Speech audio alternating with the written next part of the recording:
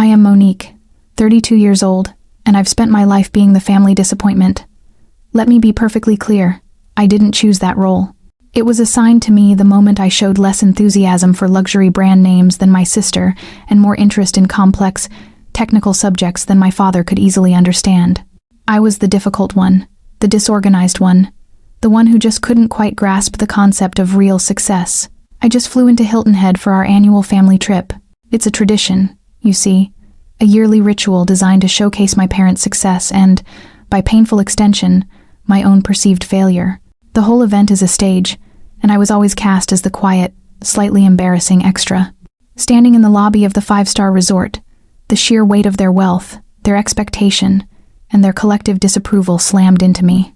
I felt the South Carolina humidity cling to me as I walked in, my simple canvas suitcase rattling loudly on the polished stone. I was 32 years old, exhausted from the flight, and 3 hours late. My family was already there, clustered near the check-in desk, looking like they owned the place. My father, Charles, 60, and imposing, wore a crisp golf polo, so expensive it probably had its own zip code. My mother, Lorraine, 58, and elegant in a white linen dress, tapped impatiently on her phone, her brow furrowed in annoyance. My sister, Simone, 30, was the glittering center of her own universe. She was laughing, tilting her head back as her husband, Ryan, whispered something in her ear. I finally reached them, my throat tight with the familiar anxiety that always preceded a family gathering. "I'm so sorry I'm late," I said, my voice barely above a whisper. "The flight from DC had maintenance issues." Lorraine sighed a sound of pure weaponized disappointment. She didn't look up from her phone.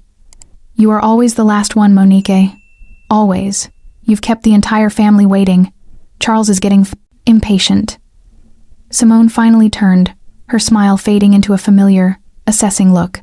She scanned my simple black travel outfit. "Oh, you made it." Her tone was flat, bored. "I was just telling Ryan," she said, loud enough for me to hear clearly. "I was half sure you wouldn't be able to afford the flight. Not with that little save-the-world job of yours." Ryan chuckled and wrapped an arm around her shoulder, pulling her close. He looked at me with a sickeningly sweet, patronizing smile. "Be nice, babe," he murmured, his voice dripping with condescension. "She's trying her best. Trying my best. That's what they all thought. My job, Tech for Hope. They called it my little charity. They imagined me handing out laptops in a church basement for minimum wage. They never asked what I actually did. They never asked about the complex logistics algorithms I designed or the multi-million-dollar grants I helped secure. They just saw non-profit and wrote me off as a failure. It was easier for them that way. It kept me in my place. My father finally turned away from the bellhop, his gaze sweeping over me. "Monique," he said, his voice curt. "You're here. Good. We've been waiting for half an hour." I said I was sorry, Dad. The airline. He cut me off. "Excuses don't change the fact that you're disorganized." He turned back to the desk, dismissing me. "Charles Whitfield," he announced to the concierge. "We're checking in." "That's enough," he said, his voice a low growl of irritation. He wasn't defending me. He was annoyed by the delay, by the scene. "Let's get checked in. The whole family is tired." He turned his back on me completely, stepping forward to command the full attention of the concierge. The message was clear. I was dismissed. The concierge gave my father a polished professional smile. "Yes, Mr. Whitfield. We have your reservations right here. One oceanfront suite for yourself and Mrs. Whitfield and one adjoining junior suite for Mrs. Simone's family. We see. Have already noted your request for a crib for Jaden." "Excellent," my father said, nodding sharply. He stepped aside for Simone and Ryan to receive their key cards. I stepped forward, placing my purse on the marble counter. "Excuse me," I said to the concierge, offering a small, tired smile. "I should have a third room, Monique Whitfield." The concierge's smile faltered for just a second. "Of course, ma'am. Let me check that for you." Her fingers flew across the keyboard. I glanced back at my family. Simone was laughing at something Ryan whispered, deliberately ignoring me. "Ah," the concierge said softly. "Miss Whitfield, could it be under a different name or perhaps a separate booking?" "I don't think so," I said, the knot in my stomach tightening. "It should be with the main party, Monique Whitfield." The concierge looked genuinely apologetic now. She lowered her voice slightly. "Ma'am, I am terribly sorry. I've searched every way I can, The only reservations associated with the Whitfield party are the oceanfront suite and the junior suite. There is no third room booked under your name. The words hung in the air, cold and final. This wasn't a mistake. This was a decision.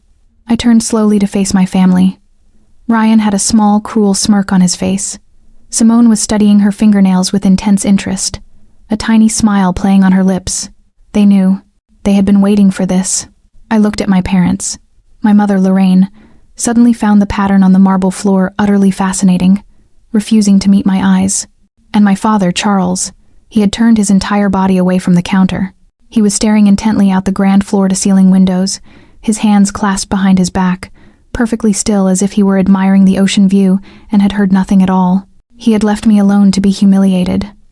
My father's rigid back was all the answer I needed, but it was my mother, Lorraine, who finally broke the silence. She turned, her face a mask of practiced, airy concern. Her voice was light, almost breezy, as if she were commenting on the weather. "Oh, Monique, honey," she said, her voice carrying just enough for the concierge to hear. "I just assumed you would book your own room. You know, this trip is terribly expensive, and you're 32 years old now. We figured you'd want your own arrangements." Assumed. After 15 years of this tradition where the family bookings were always handled by our parents. Before I could even find my voice, my father Charles finally spoke. He didn't turn around, but his voice was curt, cutting through the lobby's quiet hum. "Your mother is right. We had to prioritize Simone and Ryan." He finally glanced over his shoulder, his expression annoyed. "They have Jaden. They're a family. They need more space, more consideration. You," he said, waving a dismissive hand in my direction, "are just one person. You're alone. You can handle it. Don't complicate things." My presence was a complication. My opposite needs were an inconvenience. I was not a priority. I was the line item they could cut to make everything else work. The humiliation was so sharp, so sudden, it was hard to breathe. The concierge, seeing the entire awful family drama play out, looked at me with genuine pity. She lowered her voice, trying to be discreet. "Ma'am," she said, her eyes full of apology. "I'm so sorry, but we are almost completely full for the week. The only rooms I have left are, well, they're the presidential suite, or a standard room with a parking lot view." She saw the failure they wanted her to see. Just as the concierge mentioned the standard room, a sharp, cold laugh cut through the lobby. It was Simone. She was laughing so hard she had to lean against Ryan for support. All pretense of politeness was gone, replaced by open mockery. "Oh, Mo," she said, wiping a tear from the corner of her eye. "I thought you understood. You're just so literal sometimes." She stepped forward, her voice dripping with condescension. "Mom and Dad booked rooms for the family." She paused, letting the words hang in the air before delivering the final blow. "I mean, for my family. Me, Ryan, and Jaden. You see, we are a real family." She cooed, looking up at him. "We have a child. We need the extra space. We need the adjoining suite. You know how it is with toddlers. They have so many things, so many needs." Ryan, her husband, put his arm around her waist, pulling her in. He smiled at me, a smug, superior look on his face. "She's right," he said, his voice smooth and dismissive. "Family units like ours just have more requirements. Kids need a lot of support." He then looked me up and down, taking in my single suitcase and tired face. "Someone like you, a single woman, you're just so much more flexible. It's one of the perks of your lifestyle, right?" He didn't wait for an answer. He leaned in as if sharing a helpful tip. "I'm sure you can find a Motel 6 or something just down the highway. They're perfectly adequate. Don't worry, once we get settled in our suite, we'll be sure to text you the location." His words hit me harder than a physical slap. A Motel 6. The insult was breathtaking in its cruelty, and the look on Simone's face showed she savored every second of it. This was the moment they had planned. This was the final public declaration that I was not and would never be part of their real family. I just stood there, motionless. The sound of Simone's laughter and Ryan's condescending suggestion about a Motel 6 echoed in the opulent lobby. I felt the concierge's pitying stare and the curious glances from other guests. A hot, furious blush crept up my neck. This wasn't just a simple oversight. It was a statement, a public, deliberate humiliation. Standing there in the lobby, the cold finality of that truth settled over me, and the anger that had been simmering for 20 years finally began to burn. Lorraine finally turned to me, her face a mask of weary impatience. "Now, Monique, don't make a scene," she hissed, her voice low and urgent. "People are staring at us. You're embarrassing the family." She attempted a thin, placating smile. "Just be reasonable. Go find a standard room like the nice lady suggested. Don't be difficult. Please don't ruin the whole family's vacation just because of a little booking mix-up." The casual dismissal. The immediate positioning of me as the problem. I looked at her. I looked at my father's rigid back, my sister's smug smile, and my brother-in-law's condescending pity. I saw them all clearly, and in that instant, something inside me, a tightly wound coil of 32 years of frustration, finally snapped.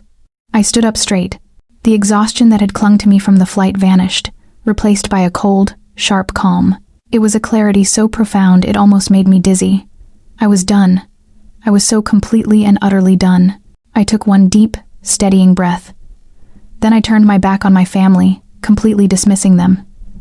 I focused, all my attention on the stunned concierge who was still looking at me with that awful, pitying expression. "Excuse me," I said, my voice clear and strong, cutting through the lobby's quiet. I smiled a small, polite smile that didn't reach my eyes. "I'm sorry for the confusion. You mentioned you had 2 types of rooms left, one with a view of the parking lot, and the presidential suite." "Ma'am," she finished, almost wincing. "But as I said, it's $5,000 per night." She was trying to spare me further embarrassment. "The presidential suite?" I repeated, nodding slowly. "That sounds lovely." I looked her directly in the eye. "I'll take it for 3 nights. The silence in the lobby was sudden and absolute. The concierge's professional smile froze on her face. Behind me, I could hear Simone make a small choking sound as if she'd swallowed her own laughter. Ryan just stood there, his smug expression wiped clean off his face. My mother, Lorraine, simply gaped, her mouth hanging open. Simone was the first to recover her voice, a high-pitched, incredulous shriek. "What the hell are you doing, Monique? Stop this. You can't afford that. Where did you get that kind of money? Did you take out another loan? Is this more credit card debt? Are you insane?" I didn't look at her. I didn't look at any of them. I kept my eyes on the concierge, who still looked confused and deeply uncomfortable. I calmly reached into my designer handbag, a bag they'd probably assumed was a cheap knockoff. My fingers brushed past my wallet and closed around a small, heavy object. I pulled it out. It was a sleek jet-black card crafted from anodized titanium. It made a solid, definitive thud as I placed it on the marble counter. The American Express Centurion card, the black card. The concierge's eyes widened. The pity vanished instantly, replaced by a look of stunned, almost reverent respect. Her entire posture changed. She stood up straighter. "Of course, Miss Whitfield," she said, her voice now smooth as silk. "My apologies for the confusion." She took the card as if it were fragile. "The presidential suite for 3 nights. I will process that for you immediately. We will have a personal attendant escort you to your room." "Thank you," I said quietly. I finally allowed myself to glance back at my family. Simone and Ryan were staring at the card, their faces blank with confusion. They didn't understand what it was, but my father did. Charles, who had been pretending to study the golf brochure, was now staring at the counter, his face pale. I saw his hand clench at his side. He knew that card.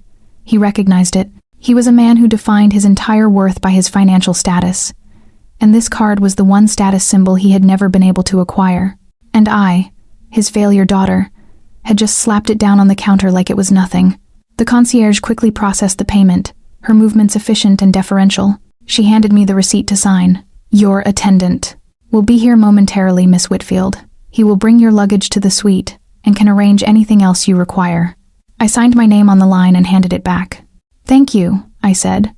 "And could you please have a private car service ready for me immediately? I've had a change of plans." "Right away, Miss Whitfield," she replied, already picking up her phone. With that settled, I finally turned to face my family. They were still frozen in the same tableau of disbelief. My father's face was a dangerous shade of pale, his jaw clenched. My mother looked like she was about to be sick. Simone and Ryan just looked confused, as if their brains couldn't process this new information. I looked at them, my voice perfectly calm, perfectly level. "You were right, Mom, Dad." They just stared. "You're right," I continued. I wouldn't want to complicate your vacation or take up precious space. I certainly don't want to be the one to ruin the real family's trip. I picked up my handbag from the counter. So I'll be leaving. I'll get out of your way. The shock finally broke, and my father's face flooded with color. Monique, stop this right now, he seethed, his voice low and furious. Stop this ridiculous performance. You are making a fool of yourself and embarrassing this entire family. I actually laughed. It was a short, bitter sound. Embarrassing the family, I repeated, looking him directly in the eye. You think I'm the one causing embarrassment? I think abandoning your daughter in a hotel lobby, telling her you didn't book her a room, and having your son-in-law suggest she find a Motel 6 is what's embarrassing, Dad. I straightened my jacket. You told me to handle my own arrangements. You told me I was on my own and that I should get out of the way of the real family. That's exactly what I'm doing. I am handling it. Lorraine's face cycled through panic and frustration. This was not going according to plan. Now her difficult daughter was holding a status symbol her husband couldn't get, and the entire hotel staff was treating her like royalty. Lorraine lunged forward, grabbing my arm. Her voice was a high-pitched, desperate whine. Monique, stop this. You're being petulant. I told you we could figure something out. You always overreact. You always make things so dramatic. We can call the front desk and see if they have another room on a lower floor. Don't be so stubborn. I looked down at her manicured hand, clutching my sleeve. Then I looked up and met her eyes. The coldness in my gaze made her flinch and let go. You're right, Mom, I said, my voice cutting and clear. I am done making things complicated. I turned my back on her. I turned my back on all of them. I understand the situation perfectly, I said, speaking to the open air of the lobby. I'm not part of the real family. I am on my own. I am handling it. I looked at the concierge who was watching with breathless attention. My luggage will be sent to the suite. Yes, Miss Whitfield. Immediately, the concierge said. Thank you, I replied. Have a wonderful vacation, everyone. I didn't wait for a response. I turned and walked toward the grand revolving glass doors. I didn't take my simple canvas suitcase. I left it there, an orphan next to their mountain of Louis Vuitton. I didn't need it. I knew it would be taken care of. The sound of my heels clicking on the marble floor was the only sound in the lobby. Each step felt powerful. Each step was a step away from 32 years of being made to feel small, secondary, and unworthy. Monique! My father's voice exploded behind me. It wasn't a request. It was a command. A roar of absolute authority that had governed my entire life. Monique, get back here. I am still talking to you. You do not walk away from me. I kept walking. I could feel the eyes of everyone in the lobby on my back. I felt Simone's shock, Ryan's confusion, and my mother's panicked embarrassment. But most of all, I felt my father's white-hot rage that his authority was being publicly defied. I pushed through the revolving door and stepped out into the humid South Carolina air. My phone buzzed in my hand. I looked down. The screen lit up with one word. Dad. He hadn't waited 10 seconds. He was already trying to re-establish control, to pull me back, to verbally wrestle me into submission where he could lecture me, berate me, and put me back in my failure box. I stared at the screen. Dad calling. For a moment, the old conditioned reflex flared up. Answer it. Appease him. Make the conflict stop. Then I thought of Simone's laugh. Ryan's Motel 6. My mother's weak excuses. My father's silent back. I pressed the red decline button on the side of my phone. The ringing stopped. The silence that followed felt like the first real breath I had taken all day. I slipped the phone into my pocket just as the gleaming black Maybach pulled up to the curb. I stood under the grand portico of the resort. The warm, humid, South Carolina air a strange contrast to the icy chill of the lobby. My phone buzzed in my hand, and again, a relentless series of vibrations. I looked down, not to answer, but to read the inevitable fallout. The screen was a cascade of their panic and rage. First, a text from my father, Charles. What do you think you are doing? Get back inside this hotel right now. It was a command, as if I were a rebellious teenager and not a 32-year-old woman he had just publicly disowned. I read the words and felt nothing. I deleted the message. The phone buzzed again immediately. My mother, Lorraine. Monique, you are making a terrible scene. Everyone in the lobby is staring. You are embarrassing your father. Please stop being so selfish and just come back inside. Selfish, embarrassing, the same word she had used my entire life to control me, to make her feelings my responsibility, to shame me back into my designated box. I deleted her message. Another vibration. This time Simone. Are you serious with that fake credit card, LOL? Who are you trying to impress? You think you're so special. Dad is furious. Can't wait to see how long you can keep up this rich girl act before you come crawling back. You'll always be a failure, Mo. Always. Failure. That was her favorite word for me. I stared at the word on the screen, and for a moment the old familiar sting of worthlessness pricked at my heart. But then I looked up. A car was pulling up to the curb. It was not a taxi or a standard rideshare. It was a Maybach S-Class, a silent black phantom of a car so polished it looked like liquid night. It glided to a stop directly in front of me, its engine a low, powerful purr. My phone buzzed again. Lorraine.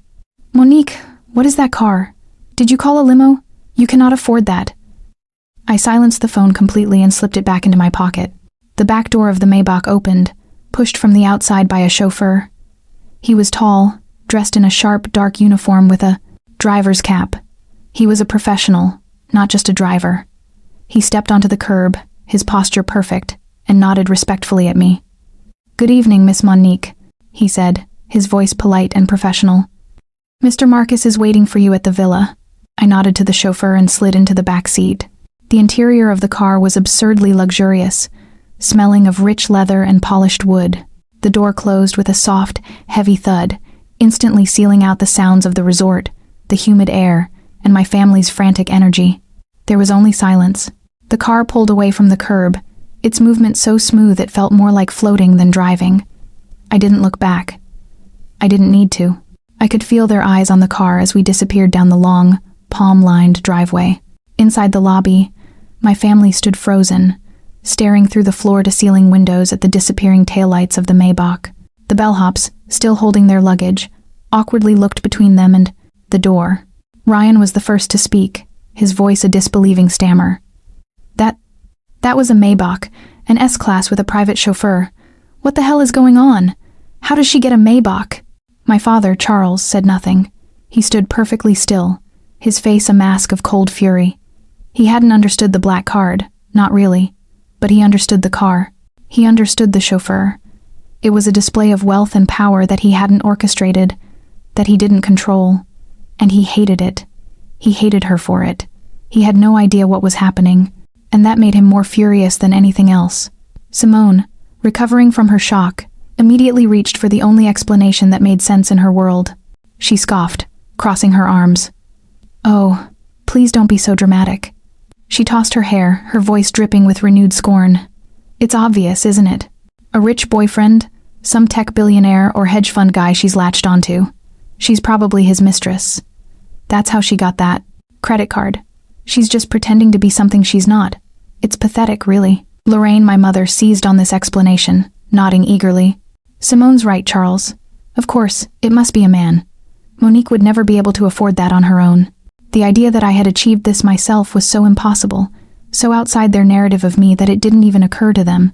The Maybach drove for 20 minutes, leaving the manicured public grounds of the sanctuary resort far behind. The chauffeur turned onto a private, unmarked road, pressing a code into a discreet keypad. A set of high, modern security gates swung open silently, granting us access. We wound through a lush, private maritime forest. I had no idea this part of the island even existed. The road opened up to a stunning cliffside, and my breath caught. The car stopped not at a house, but at a masterpiece.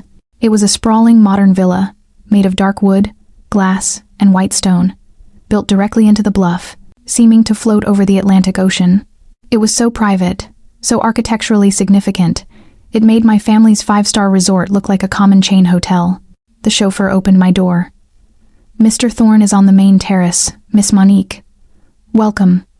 I walked through a massive open-air living room. The walls were glass, retracted to let the sea breeze flow through, carrying the scent of salt and jasmine. The space was filled with minimalist art and low, comfortable furniture. And then I saw him. Marcus was standing by an infinity pool that seemed to melt directly into the ocean horizon. He was the anchor, the strategist, the man who saw the entire chessboard while everyone else was just looking at the next move. He turned as I approached, his face breaking into a warm, genuine smile that held no judgment, only welcome. I take it, he said, his voice smooth and deep, that the family reunion did not go smoothly.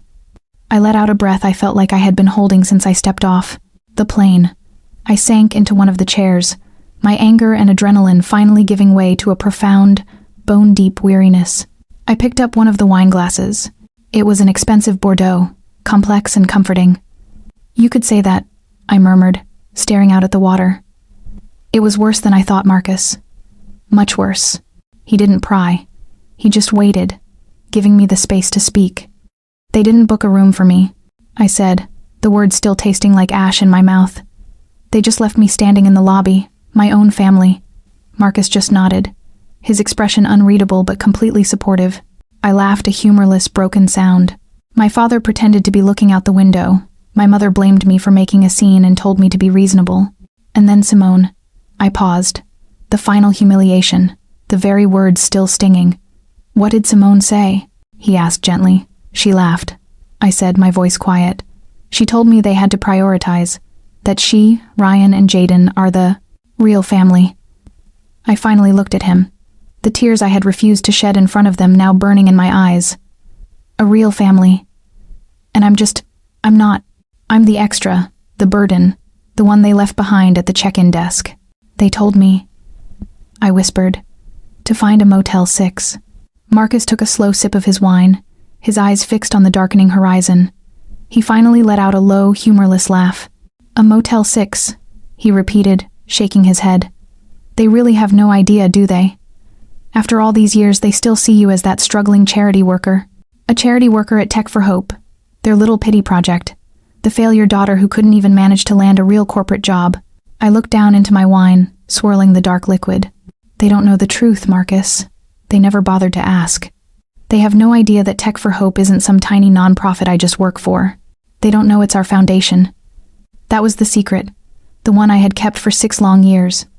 My family, in their rush to categorize me as the unsuccessful bleeding heart failure, had never once bothered to look up the organization I was so passionate about. Tech for Hope was a nonprofit. It provided tech education and resources to underserved communities. But it was also the philanthropic arm of Oratech, the company I had built from the ground up alongside Marcus. I was the co-founder. I was the chief technology officer.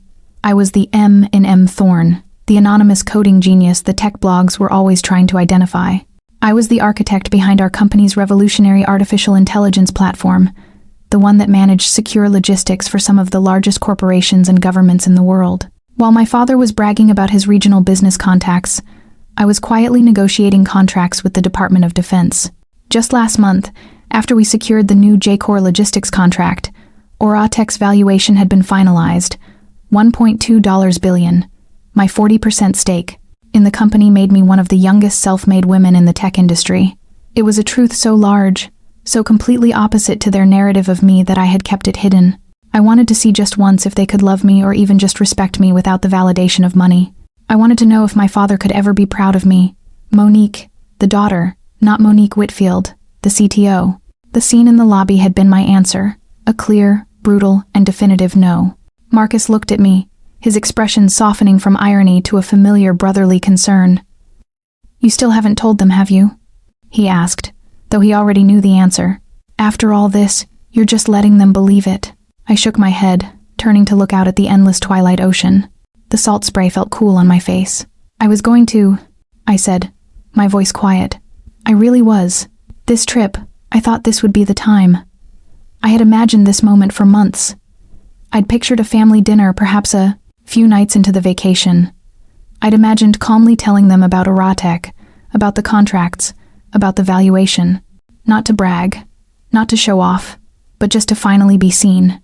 I had this fantasy, I admitted, feeling foolish. I thought if I just laid it all out, if I showed them the proof of my success, maybe they'd finally get it. Maybe my father would finally look at me with the same pride he has when he talks about Ryan's real estate deals or Simone's perfect family. I took a shaky sip of wine. I just wanted to see if they could respect me. Just Monique. Not Monique the CTO or Monique the secret billionaire. I wanted to know if my father could be proud of me without the money. I whispered, finally saying the quiet, painful truth aloud. I wanted to know if the work I did mattered to him on its own, not just because of the paycheck. I kept it a secret because I was terrified that if I told them, any affection they might show wouldn't be real. It would just be for the money. And I guess I was even more terrified that if I didn't tell them, They would just go on seeing me as a failure forever. I turned back to Marcus, my eyes stinging. The joke's on me, right? I designed this test for them, and they failed it so spectacularly they didn't even know they were taking it. The lobby, the Motel 6, the real family. That was my answer. I looked out at the ocean again. They can't. He can't. The finality of that realization settled on me heavy as an anchor. The hope I had carried for so long, the secret, childish wish that one day my father would finally see me, it died right there in that hotel lobby. As if summoned by my thoughts, my phone, which I'd set to vibrate only, began to buzz relentlessly on the stone table beside my wine glass. The screen lit up. Lorraine. Incoming call. I stared at it. She was calling again, panicked, desperate. Not because she missed me, but because she was embarrassed. Because her daughter had defied her, had shown a flash of power she couldn't explain, and had disrupted her perfect family image. The phone continued its angry, insistent buzzing. I picked it up. Marcus watched me, saying nothing. I looked at my mother's name on the screen. I saw her face in my mind, her expression of pained, impatient disapproval. Then, deliberately, I pressed and held the power button. The screen went black. I set the phone down, now a dead, useless piece of glass. Now, I said, taking another deep breath of the free, salt-filled air, I'm going to enjoy my vacation back in the oceanfront suite at the sanctuary.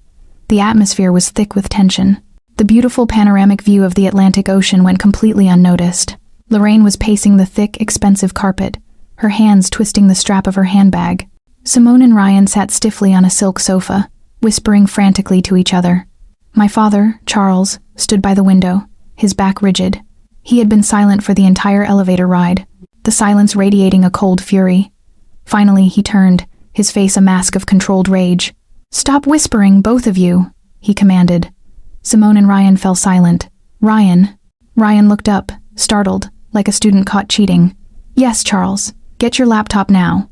Ryan practically scrambled to retrieve his sleek silver laptop from his briefcase. He sat at the suite's ornate desk, looking at my father expectantly. "I want to know about that car," Charles said, his voice dangerously quiet. "That Maybach. I want to know who owns it, and I want to know everything you can find about a man named Marcus." The driver said. "Mr. Marcus is waiting. Find him right away, Charles," Ryan said, his fingers flying across the keyboard. The only sound in the room for the next few minutes was the rapid click-clack of the keys and Lorraine's anxious, shallow breathing. "Okay," Ryan said, his voice strained. "The car, it's a 2025 Maybach S-Class.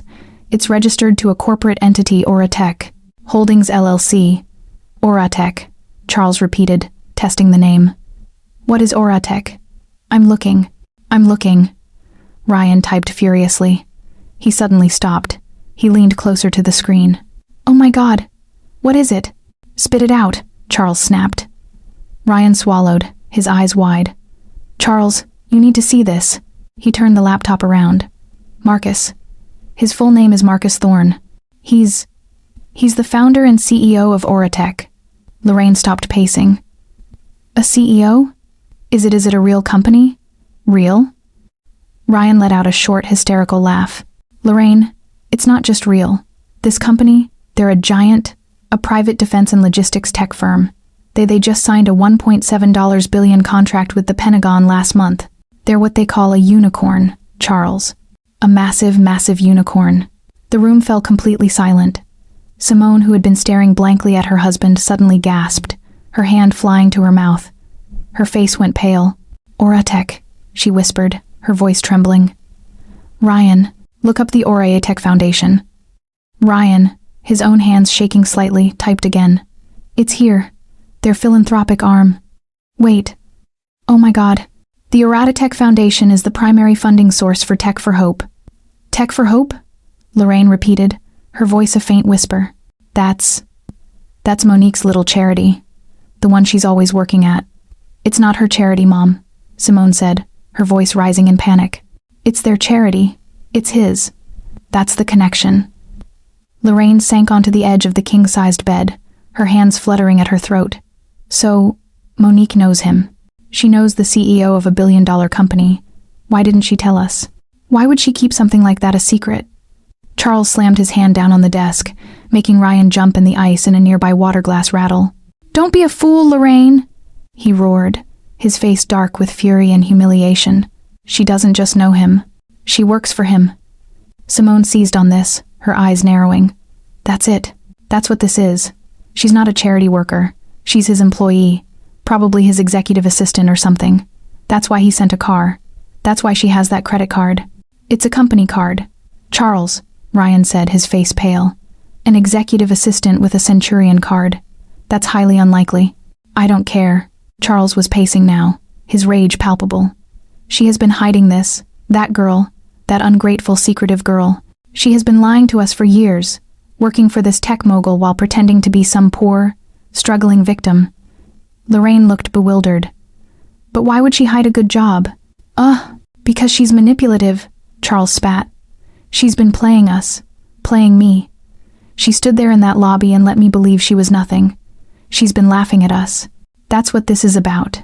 Humiliation." The restaurant was called The Tides. It was the island's only 3-star Michelin establishment, notoriously impossible to get into and located in a separate, private cove away from the main resort.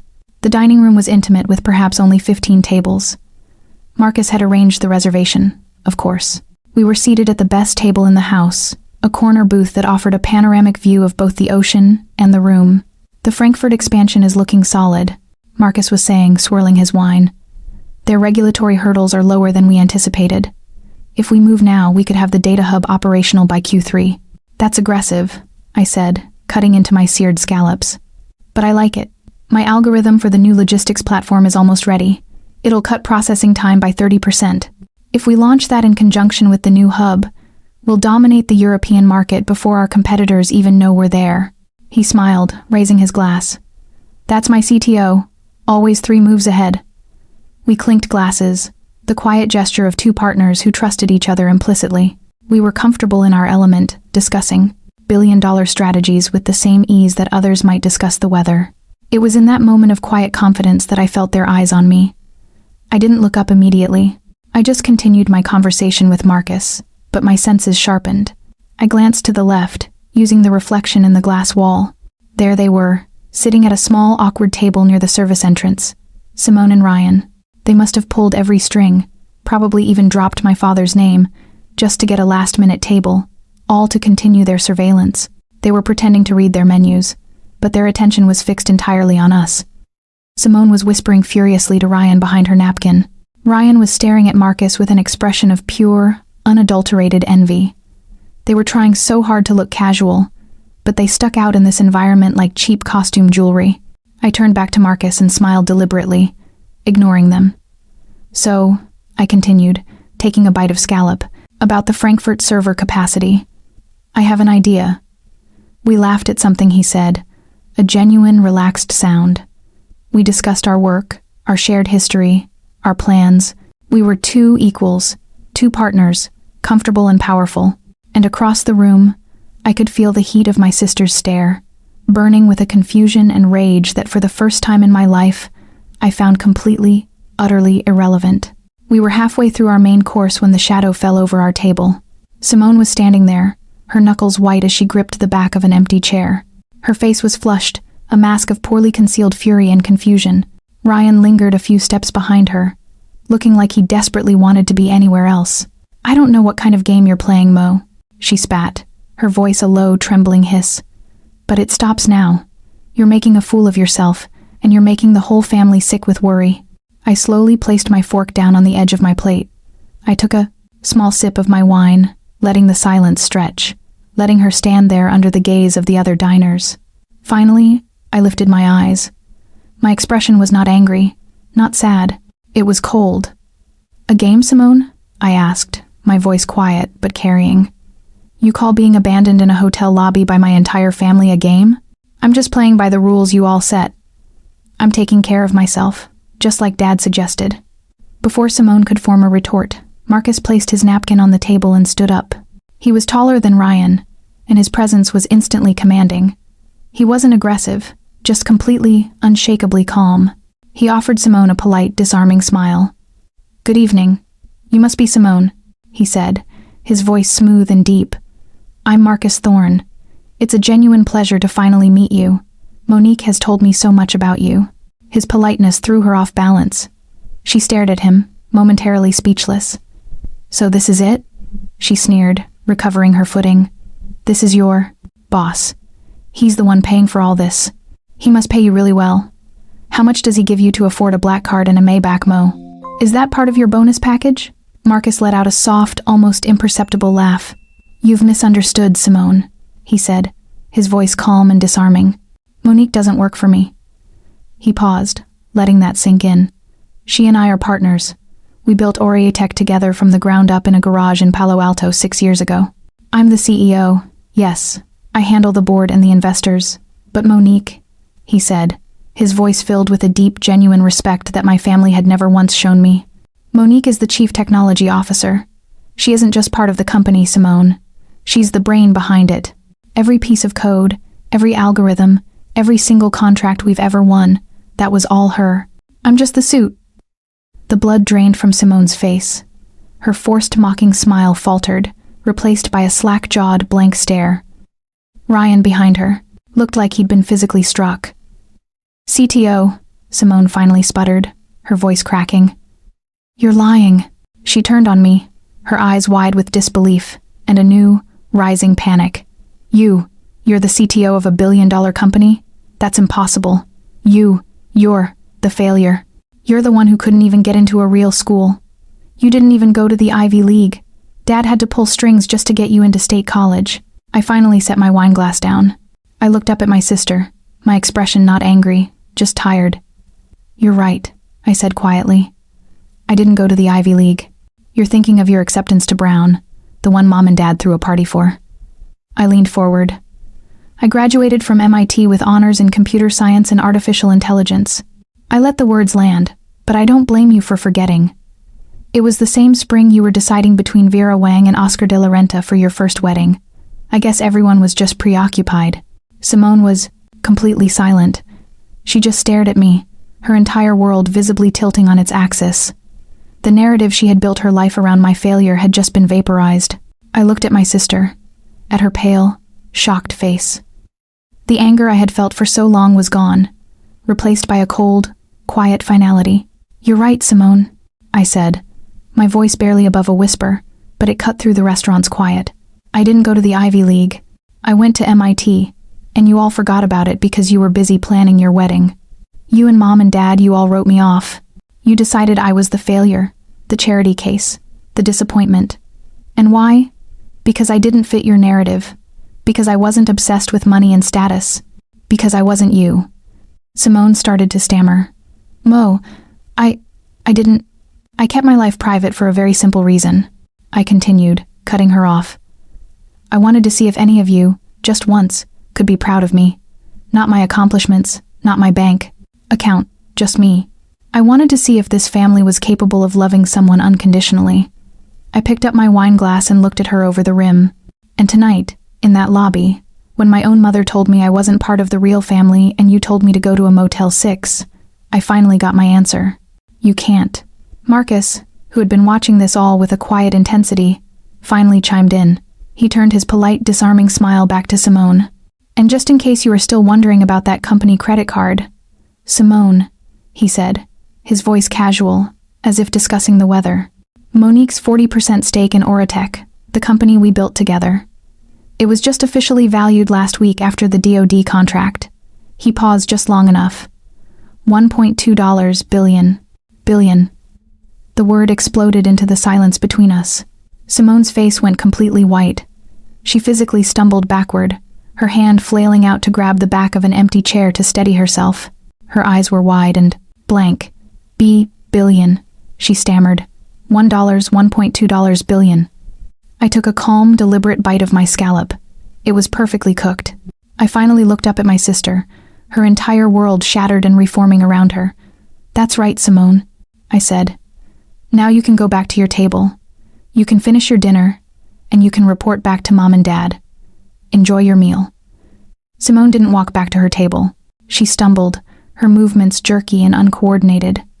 Her usual, confident, cat-like grace was gone, replaced by the shaky steps of someone who had just looked over the edge of a cliff. Her face was a waxy, pale mask. Ryan stood up as she approached, his own expression a mix of irritation and confusion. "Well, what happened? What did that guy say?" She collapsed into her chair, her hands visibly trembling as she fumbled for her glass of water. "Billion," she whispered, her voice hoarse. Ryan leaned in, annoyed. "What? What are you talking about? Speak up, Simone," he said. 1.2 billion, she said, her voice cracking. "He said she's the CTO, the brain. He said she's his partner. He said she went to MIT. Ryan's eyes widened, the color draining instantly from his face. The Centurion card, the Maybach, the private villa, the Michelin star restaurant. It all slammed into him at once, a tidal wave of information his brain couldn't process. She's a billionaire," he whispered, his voice filled with a sick, stunned awe.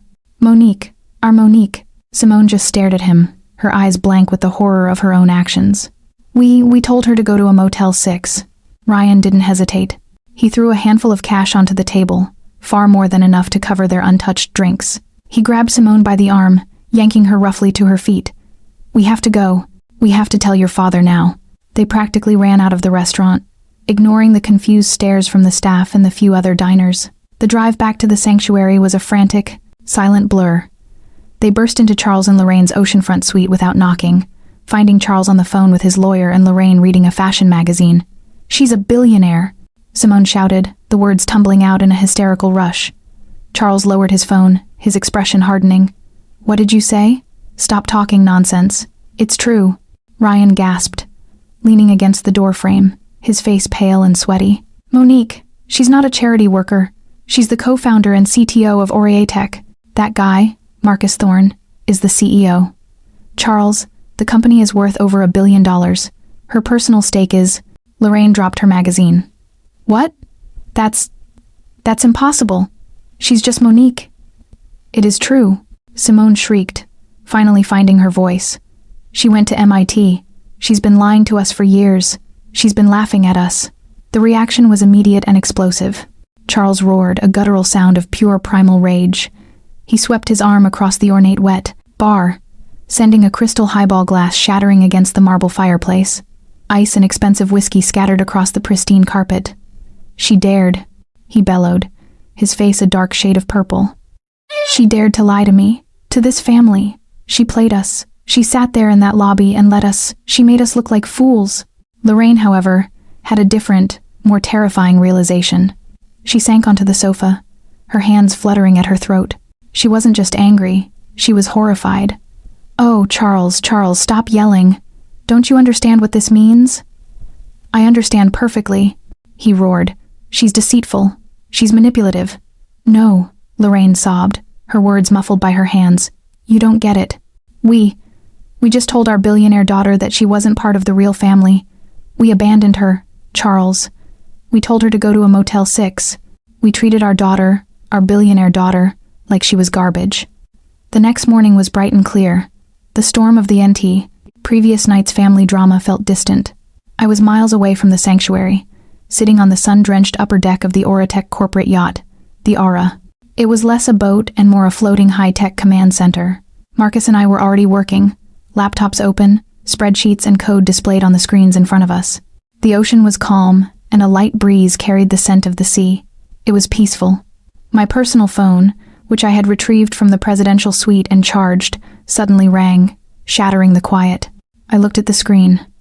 "Charles." Marcus glanced at me. "Right on schedule." I nodded, took a deep breath and answered. I pressed the speakerphone button, placing the phone on the table between us. A voice I barely recognized flooded the deck. It was my father's, but it was dripping with a thick, fake sweetness that made my skin crawl. "Monique." "Oh, Monique, sweetheart, is that you?" I said nothing. "Monique, my love," he continued, his voice overflowing with false emotion. "Your mother and I have been sick with worry. We've been calling all night. We were so afraid something had happened to you. Ryan told us what you've accomplished. We are just floored, sweetheart. We were fools, Monique. Absolute fools last night. We were just in shock. We should have been proud of you. We are proud of you. So incredibly proud." I finally picked up the phone, my voice as calm and flat as the ocean in front of us. "Dad." I said, cutting him off. Let me ask you a question. Are you proud of me? I asked. Or are you proud of my $1.2 billion? The fake warmth on the line died instantly. There was a heavy, loaded silence. I could picture him, his mind racing, trying to find the right words to navigate this. Monique, don't talk like that, he finally said, his voice strained as he tried to recapture the loving tone. That's not we're family. We love you. The money is just a wonderful bonus. A testament to your hard work. We just want to celebrate our daughter. Celebrate? I repeated, my voice devoid of emotion. Yes, he said, seizing the word. That's exactly it. You have to come back to the resort right now. We'll cancel our plans. We'll tell Simone too. We'll do whatever you want. We will throw you a party, Monique. A massive celebration right here. All our friends, the whole family. We'll show everyone how proud we are of you. I let the offer hang in the air for a moment. The sound of the small waves lapping against the yacht's hull, filling the silence. A party, a celebration. Now that I was a billionaire, they wanted to celebrate me. The hypocrisy was so thick, I could barely breathe. No thank you, Dad, I said, my voice polite, but unmistakably cold. I'm not interested in a party. What? What do you mean? His voice sputtered, the fake cheer evaporating. I have work to do, I interrupted, glancing at the complex data glowing on my laptop screen. Actual work. The work I've been doing for the last 6 years while you all thought I was a failure, and frankly, I added, my voice dropping an octave. I have absolutely no desire to celebrate anything with the people who abandoned me in a hotel lobby less than 24 hours ago. Abandoned. Don't be so dramatic, Monique. It was a misunderstanding. Before I could respond, I heard a scuffle on the other end, and my mother's voice, high-pitched and frantic, burst through the phone. Lorraine had clearly grabbed the phone from him. Monique, you can't mean that, she cried, her voice strained with panic. You have to forgive us. We made a mistake. A terrible, terrible mistake. But your family, you have to help us. You have everything now. You have all this money, and we. Her voice broke, and I heard her whisper away from the phone. Charles, tell her. You have to tell her now. There was another muffled sound, and then my father's voice was back on the line. But this time, all the fake warmth, all the blustering anger was gone. It was replaced by a sound I had never heard from him before. Desperation. Monique, he said, his voice low and strained. The company, my company, is in trouble. I waited, saying nothing. It's the audit, he said, the words rushing out now, forced and humiliated. It's bad. I made some bad investments. I leveraged the assets to cover. It doesn't matter. The point is, I'm in serious debt, Monique. The bank is calling my loans. I'm going to lose everything. I closed my eyes. It wasn't just about pride then. It wasn't just about the humiliation of his daughter being richer than he was. It was about the money. I need a loan, sweetheart, he stammered. A significant one, just to get through this. You're my daughter. You can help. So there it was. The real reason for the call. The real reason for the fake apologies, the sudden pride, the desperate pleas for family. They didn't see a daughter they had wronged. They saw a solution. They saw a bank. I finally spoke. My voice was quiet, dead. So that's it. That's the real reason. You need my money. I didn't wait for his answer. I didn't need one. I ended the call. I stared at the black, silent screen of my phone. The sound of my father's desperate, pleading voice still echoed in the quiet air of the yacht deck. I can't believe it, I whispered, looking at Marcus. I let out a sharp, bitter laugh. I actually thought for a second that he was calling because he felt bad, because he was ashamed of what they did. He wasn't ashamed. He was just calculating. He was just figuring out the angle. Monique, you can't be surprised, Marcus said gently. This is who they've always been. You just have a higher price tag now. He didn't even try to hide it, I said, the anger rising hot and sharp. He didn't even try to pretend he cared about me for more than 30 seconds. He just saw a solution to his money problems. He saw a walking, talking ATM. I stood up, too agitated to sit, and walked to the railing of the yacht. I gripped the cool metal, staring down at the water. He asks me for a loan. After abandoning me. After letting Simone and Ryan treat me like I was nothing. The full, humiliating weight of their actions. The Motel 6, the real family, the failure slammed back into me now, compounded by this greedy, desperate plea for money. They are unbelievable, I seethed, turning back to Marcus. They are completely devoid of any. My words were cut off by the sharp metallic ringing of Marcus's satellite phone. It was his private line, the one reserved for emergencies and high-level board members. It never rang with good news. Marcus's relaxed posture vanished. He was instantly alert, answering before the second ring. Thorne, he listened. His back, which had been relaxed against the lounge chair, went ramrod straight. The color drained from his face. What? He said, his voice sharp. All business. Where? When did this happen? He stood up, pacing a small, tight circle on the deck. Is he stable? Understood. Yes. Yes, of course. We are on our way. 20 minutes. Tell them we are coming. He ended the call, his face a mask of grim seriousness. He looked at me, and my own heart began to pound in my chest, a sudden cold dread washing over me. Marcus, I whispered. What is it? What happened? He hesitated, his eyes full of a pain that wasn't his own. He was clearly trying to find the right words. Monique, he said, his voice low and steady. There's been an accident at the resort, at your family's hotel. And who is it? Is it my mom? My dad? Marcus took a step toward me, his expression somber. It's Jaden, he said. It's your nephew. He held my gaze, his voice gentle but firm. Mo, he fell. He fell from their balcony on the 3rd floor. He landed on the concrete pool deck below. The yacht raced back to the private dock. The chauffeur was already waiting, the Maybach engine running. The 20-minute drive to Hilton Head Hospital was a silent, high-speed blur. Marcus was on his phone making calls, his voice low and urgent, arranging things I couldn't even process. I just stared out the window, my mind numb. Jaden, 3 years old, that little boy with my sister's eyes. It didn't seem real. We burst through the automatic doors of the emergency room. The waiting area was a stark, sterile white, smelling of antiseptic and fear. And there they were, my family. But they were shattered, unrecognizable. They were huddled in a small private waiting nook, a picture of pure chaos. My mother, Lorraine, was sitting ramrod straight on a vinyl chair, her white linen dress now rumpled and stained with tears. She was holding Simone, who was collapsed against her, wailing. It wasn't a quiet cry, but a raw, animalistic sound of pure agony. Ryan, Simone's husband, wasn't the smug, polished man from the lobby. He was a wreck. His expensive shirt was untucked.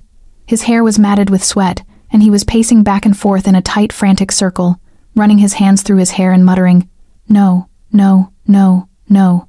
My father, Charles, was slumped against the far wall, his face a shocking ashen gray.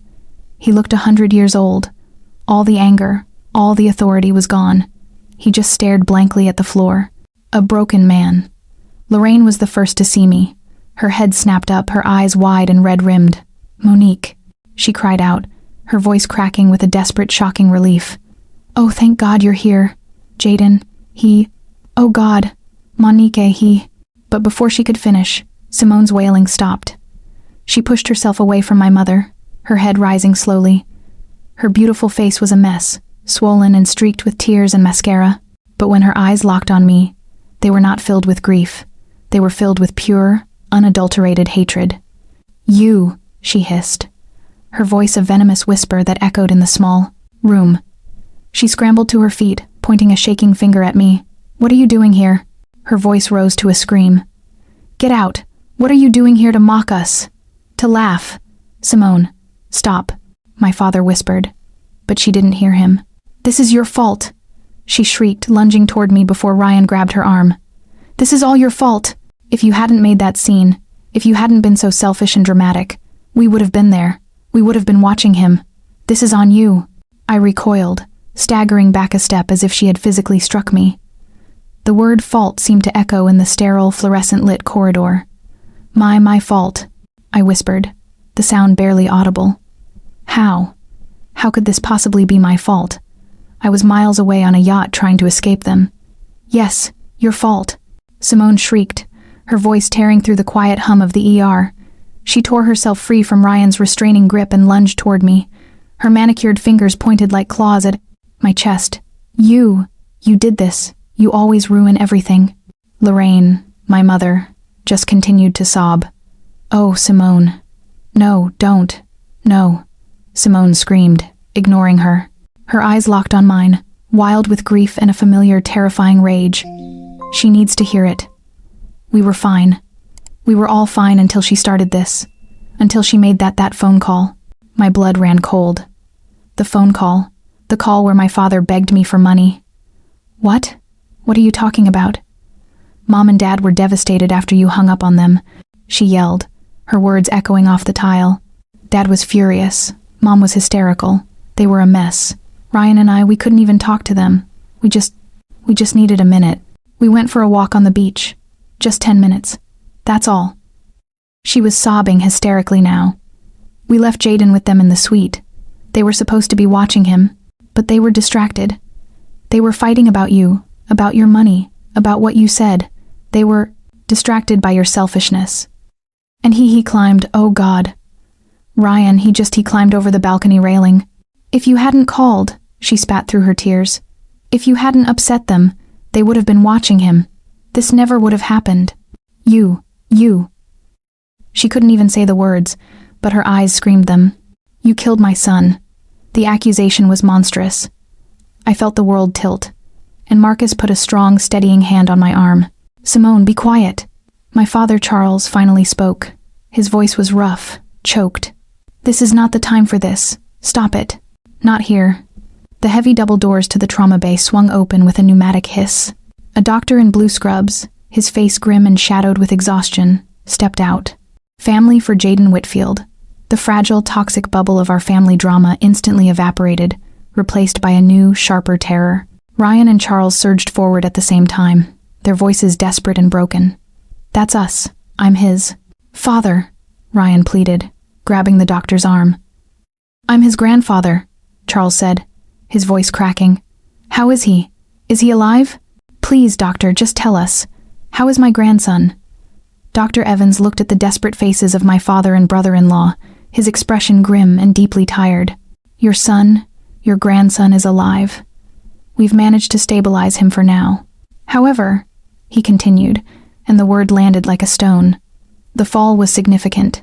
He has sustained a severe traumatic brain injury. There is significant swelling. He also has a high cervical spine fracture, a C-spine injury. C-spine. What does that mean? Ryan just stared, not comprehending. It means, Dr. Evans said, his voice grave, that the fall has severely damaged his spinal cord at the base of his neck. The situation is extremely critical. We need to relieve the pressure on both his brain and his spinal cord immediately. My father, Charles, finding his voice of command, stepped forward. Then what are we waiting for? Get him into surgery. Do whatever you have to do. Just save him. I'll pay for it. Whatever it costs. Dr. Evans shook his head slowly. Sir, you don't understand. That's the problem. We can't. This hospital, Hilton Head General, we are a fantastic regional facility, but we are not equipped for this specific, highly specialized procedure. We do not have the pediatric neurosurgical microsurgery equipment required for an operation this delicate. And even if we had the equipment, we do not have the specialist. There are maybe 5 surgeons in the country who specialize in this exact type of pediatric spinal trauma. Your grandson doesn't just need a neurosurgeon, he needs a specific one. The leading expert, arguably the only expert on this specific type of pediatric C-spine trauma, is Dr. Alistair Reed. He's the head of neurosurgery at Johns Hopkins in Baltimore. So, what are we waiting for? Ryan demanded, his voice cracking. Call him. Get a helicopter, a plane, whatever it takes. Just get my son to Johns Hopkins. It's not that simple, Mr. Whitfield, Dr. Evans said, his gaze unflinching. To move him safely, we would need a fully equipped critical care medical flight, a medevac jet staffed with a pediatric trauma team just to get him there. Then call them, Ryan shouted, his control breaking. Call Johns Hopkins. Tell them we're coming. I don't care what it costs. Just do it. Dr. Evans held up his hand, his expression pained. Mr. Whitfield, please listen to me. Doctor, Reed's surgical protocol for this is still considered experimental, and he, along with his specialized team at Johns Hopkins, is profoundly out of network for your insurance. I don't care about insurance, Charles boomed, stepping forward. I will write a check. Just make the call. The doctor looked down at his clipboard, then back at my father. Sir, I don't think you understand the scale of what's involved. Because this is an experimental, out-of-network, emergency transport and procedure.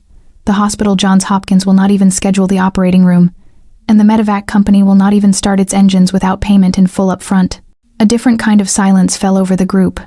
The raw panic was replaced by a cold financial dread. Up front? Lorraine whispered, her voice trembling. What? What does that mean? What are we talking about? Dr. Evans took a deep breath. He looked like a man who hated his job, hated this part of it most of all. The medevac flight, fully staffed with a pediatric ICU team from Charleston, will be roughly $200,000. The retainer for Dr. Reed and his surgical team just to assemble is $500,000. The specialized operating room, the equipment, the post-operative ICU care. We are looking at an estimated prepaid cost of...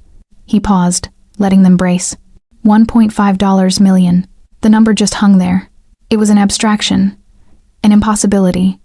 Ryan, who had been vibrating with frantic energy, simply stopped. He stared at the doctor, his mouth slightly open. Simone, who had been sobbing into my mother's shoulder, went completely still, her head lifted, her eyes wide and blank with a new, different kind of horror. My father, Charles, the man who defined himself by his financial success, the man who had just tried to demand a loan from his billionaire daughter, just deflated. I watched his shoulders slump, his face go slack. He knew in that instant that he couldn't do it. His bluff had been called by a reality far harsher than his own ego. 1.5. Ryan finally stammered, the words catching in his throat. But we don't have that, Charles. We don't have that right now. Do we? My father didn't answer. He just stared at the floor, his face gray. His company was being audited. His assets were frozen. The grand patriarch of the Whitfield family was utterly, completely, and publicly powerless. The doctor's words, $1.5 million, sucked all the air out of the room. It wasn't just a number. It was an execution. Simone was the first to break. She didn't just cry. She crumpled. Her legs seemed to dissolve beneath her, and she slid down the wall to the sterile tile floor. No, she whispered, the word dry and cracked. No, we can't. She looked up at Ryan, her face a mask of desperate, pleading denial. We don't have that, Ryan. We don't have that kind of money. Ryan, who had been vibrating with frantic energy, went completely still. His face turned a sickly pale white. My commissions, he stammered, his voice barely audible. The real estate market is frozen. Everything is locked up in escrow. I can't. Simone's head snapped toward her father, her eyes wild with a new, frantic, last-ditch hope. Dad, she screamed, scrambling toward him, grabbing the leg of his expensive trousers. Dad, you have to do it. Your company, Wilson Enterprises, you said you were landing the new city contract. You're rich. You can pay him. Just pay him. Charles, my father, didn't move. He was still slumped against the wall, his face gray and slack. Dad! Simone shrieked again, shaking his leg. Did you hear me? Pay the doctor. Save my son. Charles finally looked down at her. His eyes were blank, defeated. I can't, Simone. What do you mean you can't? Ryan spat, his voice sharp with disbelief. Charles choked out the admission, tearing him apart. The audit. It wasn't routine. It's serious. They've frozen the accounts, Lorraine. All of them. I can't access that kind of money. Not today. It would take weeks, maybe longer. The doctor, who had been watching this family meltdown with a practiced, weary patience, finally stepped in. I'm sorry, Mr. Whitfield, but we don't have weeks. We don't even have days. We have hours, maybe 3 or 4 at most. If we don't get your son into that operating room, the swelling in his spinal cord will become permanent. He will never walk again, or worse. The finality of it, the ticking clock, shattered the last of their composure. Simone let out a sound that wasn't human. It was a raw, primal wail of pure despair. Lorraine rushed to her, wrapping her arms around her daughter, both of them collapsing into a sobbing heap on the floor. Ryan, his face contorted in a mask of rage and total impotence, turned and slammed his fist into the drywall, the sharp crack echoing the final, brutal breaking of their lives. They were trapped. All their bragging, all their status, all the Louis Vuitton luggage and 5-star resorts. It was an illusion. And in the one moment it truly mattered, it had crumbled to dust, leaving them completely, utterly helpless. Simone was a heap on the floor, her breathing ragged and broken. Her gaze was wild. Her father, the great Charles Whitfield, was a gray statue of defeat.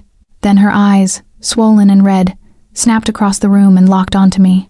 I was standing near the entrance, with Marcus, perfectly still. I hadn't said a word. I was just watching. She stared at me, her mind visibly racing. The $1 billion, and that card, the black card.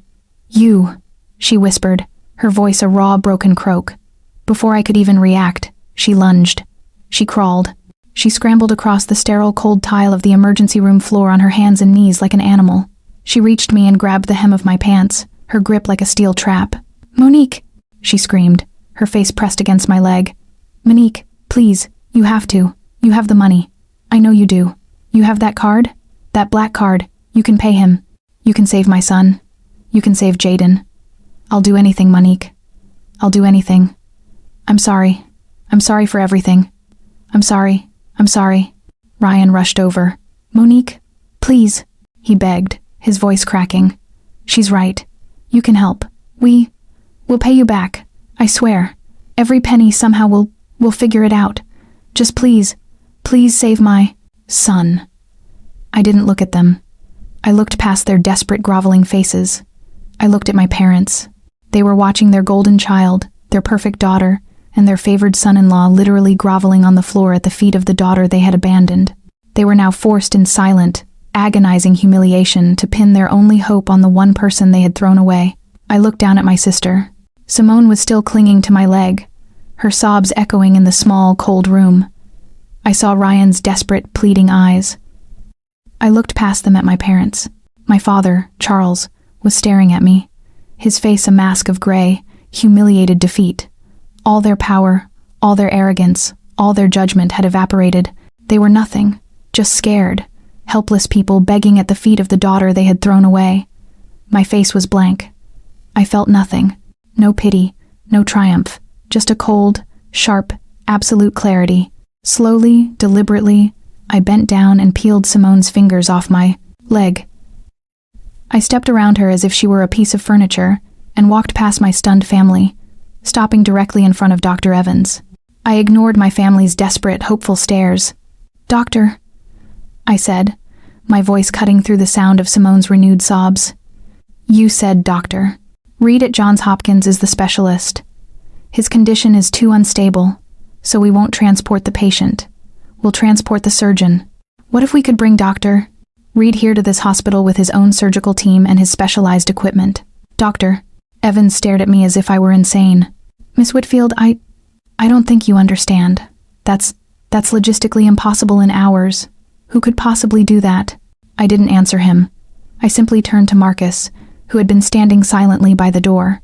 "Marcus," I said, "call Dr. Reed directly. Use my authorization. Tell him it's a Code Aura personal emergency." Marcus put the phone to his ear, his voice calm and authoritative. "Alistair." "Yes, it's Marcus Thorne. I'm fine. Listen, I have an urgent personal emergency. I'm at Hilton Head Hospital with our CTO, Monique Whitfield. Her nephew, 3 years old, has a severe C-spine trauma. I'm sending the company's Gulfstream G700 to Baltimore for you now. It will be at your private hangar in 30 minutes. Bring your entire team and whatever equipment you need. We will handle everything on this end." Marcus ended the call. He turned not to my family but to Dr. Evans. "Doctor, Reed is on his way," he said. "The Oratech Gulfstream G700 is en route to Baltimore to retrieve him and his surgical team. He and his specialized equipment will be airborne within the hour. They will land here in approximately 90 minutes. He then looked at my father, a brief, dismissive glance. "Oratech will assume all financial responsibility for the transport and the procedure. You will not see a bill." Dr. Evans, who was used to dealing with frantic families, looked completely stunned. He just nodded, speechless, and immediately turned to hurry back into the trauma bay. In the sterile corridor, there was a deafening silence. Simone, Ryan, Charles, and Lorraine just stood there, frozen. Their faces were a grotesque mixture of shock, confusion, and a dawning, horrifying understanding. Monique the failure, Monique, the disorganized one. Monique, the charity worker who couldn't afford her own hotel room. Monique, the selfish daughter who wasn't part of the real family. That Monique was the only one in this room who could save Jaden's life. My mother, Lorraine, was the first to speak. Her voice was a trembling, broken whisper. Monique, she stammered. That phone call. He called you the CTO. Monique, you are the CTO. I finally turned to look at her. My voice was quiet. There was no anger left. There was no triumph. There was just the end. You were right, Mom, I said, my voice steady. You were right in the lobby. I am all alone. I've always been on my own. So, I learned a long time ago how to take care of myself. Then I turned my gaze to my sister. Simone was still on the floor, her body trembling. And you were right too, Simone, when you told me we weren't a real family. Because you're right, a real family. A real family would never abandon one of their own in a hotel lobby and tell them to find a Motel 6. I didn't wait for a reply. I walked past them down the corridor to the large window at the end that overlooked the hospital's helipad. I stood there alone and watched the empty, darkening sky, waiting for the help that I had summoned.